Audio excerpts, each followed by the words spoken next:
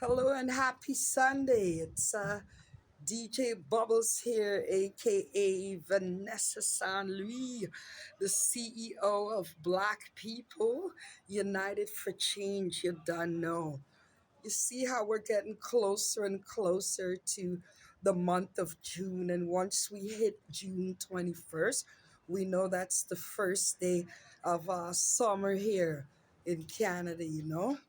And I'm looking at how many fruit stands are outside, people that go, like West Ontario and buy straight from the farms. It got me thinking about how many farm workers come from Jamaica on the SWAP program. SWAP program. That is the Seasonal Agriculture Workers Program. And the majority of those farmers are coming from Jamaica. And then it got me to thinking about how imbalanced we are here in this country, Canada, where rights and safety are met and enforced for certain populations, and then another populations like Black Africans, Black Jamaicans, Black Canadians are never met. So when they encourage us to buy Canadian and support Canada, I'm a little skeptical about that. And here's the reason why: because of tariffs and what have you, everybody's brandishing signs saying support Canadian. But let me tell you why I'm not as why I'm reluctant to shop Canada and buy fruits that were grown in Ontario. I'm going to start off in 2002 with Ned Pert, a seasonal agriculture worker. Okay, so in 2002, that's about 23 years ago, he came from Jamaica on the Farm Workers Program. His name is Ned Pert. He died after a tobacco bin collapsed on him. Couple of years later, William Bell and Desmond McNeil, two Jamaicans, were hit off of their bike deliberately riding back to work on the farm. 2008, Jaleel Stewart suffered an injury when a forklift crushed his hand. As a result of his injury, he died 2 years later in Jamaica.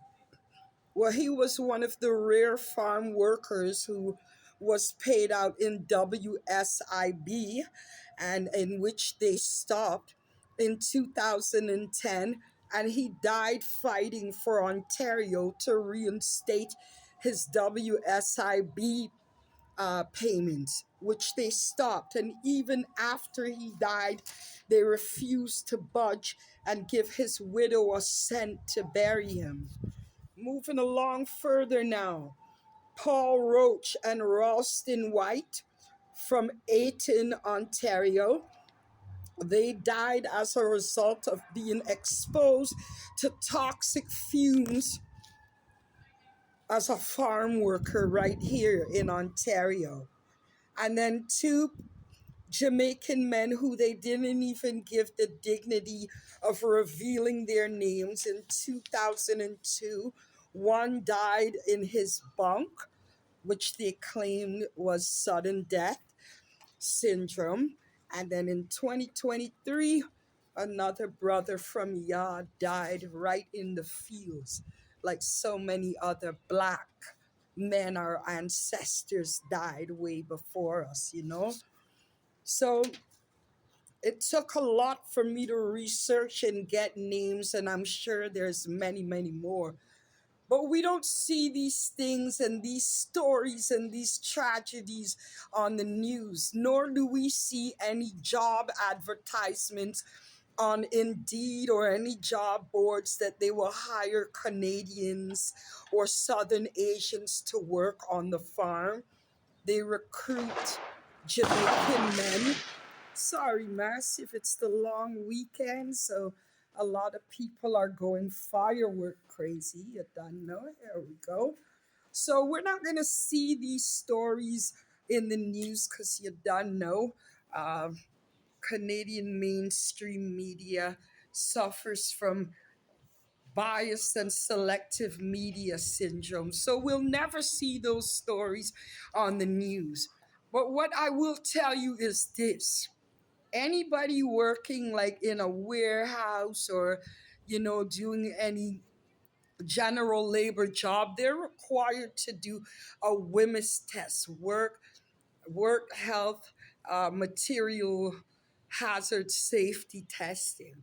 I'm wondering, why is it when they go all the way to Jamaica and only hire Jamaican farmers to work their farms so that people could say, let's support Canadian, eh?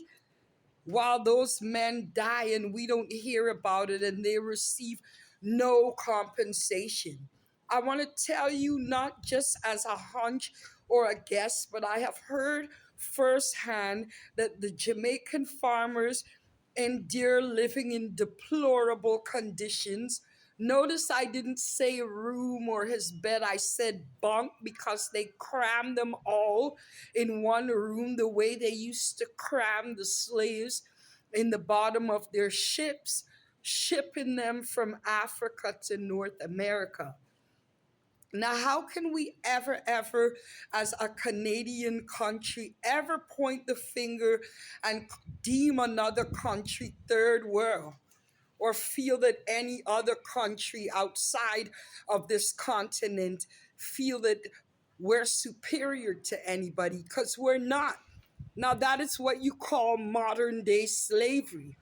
And as for my black community, if an artist from Jamaica comes up here, we'll pay out and roll out and show out and spend money to go watch them perform. But when our own brothers and sisters from Yad come here and die, we sit and exercise the fifth and remain silent.